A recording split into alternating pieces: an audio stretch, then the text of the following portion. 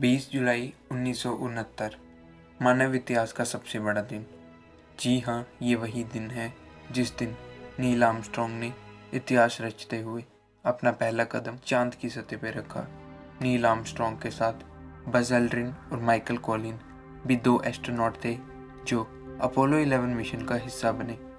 Apollo 11, जैसा कि नाम से ही पता चलता है, ये नासा के द्वारा करवाया जाने वाला 11th स्पेस मिशन और 5th मैन मिशन था, जो कि कामयाब रहा था। इसके बाद अपोलो 12, 13, 14, 15, 16 और 17 को करवाया गया। इन मिशन के द्वारा कुल 12 एस्ट्रोनॉट को चांद पर उतारा गया। लेकिन दुनिया के कई कॉन्स्पिरेसी थ्योरिस्ट का ये मानना है कि नासा कभी चांद पर गया ही नहीं था।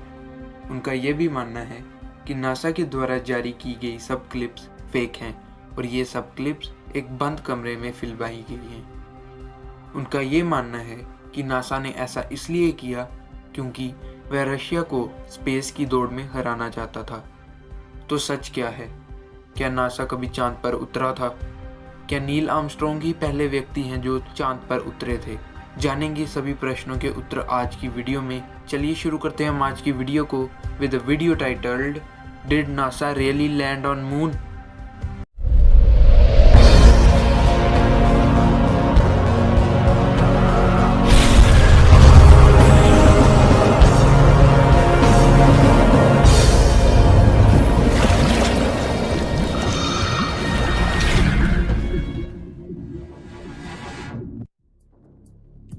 नासा चांद पर उतरा था, ये सच है, क्योंकि नासा के पास इनके सबूत हैं। सबूत जानने से पहले आइए जान लेते हैं उन क्लेम्स को जिस बेसिस पे कॉन्स्पिरेसी थ्योरिस्ट ने कहा कि नासा चांद पर नहीं गया था।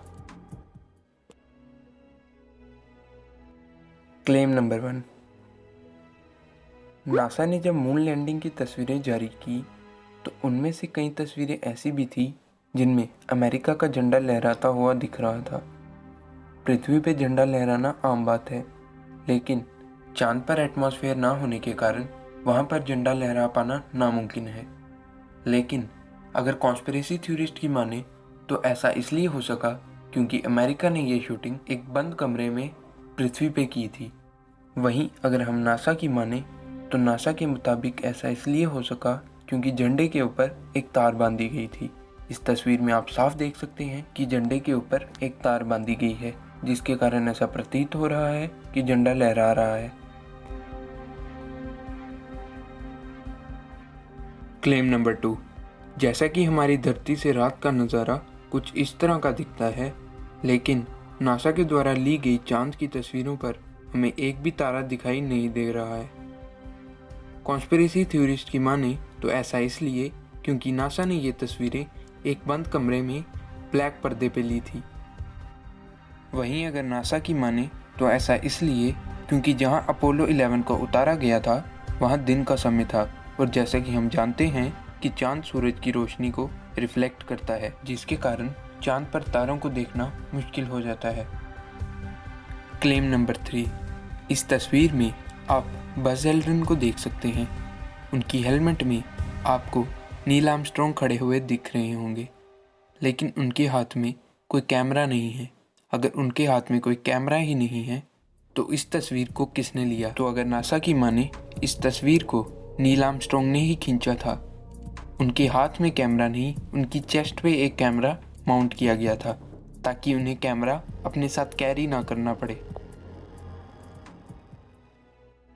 Claim number 4। कॉन्स्पिरेसी थ्योरीज के मुताबिक चांद की सतह पर शूज से इतना गहरा निशान बना पाना मुमकिन ही नहीं है। इतना गहरा निशान बनाने के लिए मिट्टी का गीला होना ज़रूरी है। तो नासा ने इसका जवाब इस तरह से दिया कि चांद की मिट्टी पृथ्वी की मिट्टी से बिल्कुल अलग है। चांद पर मौजूद मिट्टी वोल्केनो के इरप्ट होने से बनी है, यानी कि चांद की मिट्टी लावा है, सूखा हुआ लावा है, इसलिए वहाँ पर जूते के निशान बना पाना मुमकिन है। दोस्तों, ऐसे कई और क्लेम्स हैं, लेकिन नासा के पास सबका जवाब है। आइए अब जान लेते हैं उन सबूतों को जो प्रूव करते हैं कि नासा चांद पर गया था।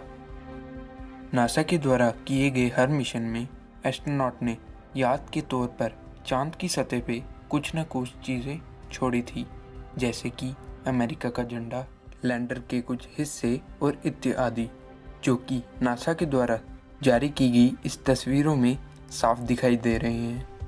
यहाँ तक कि भारत के मिशन चंद्रयान-1 ने भी ये कंफर्म किया है कि नासा चांद पर गया था।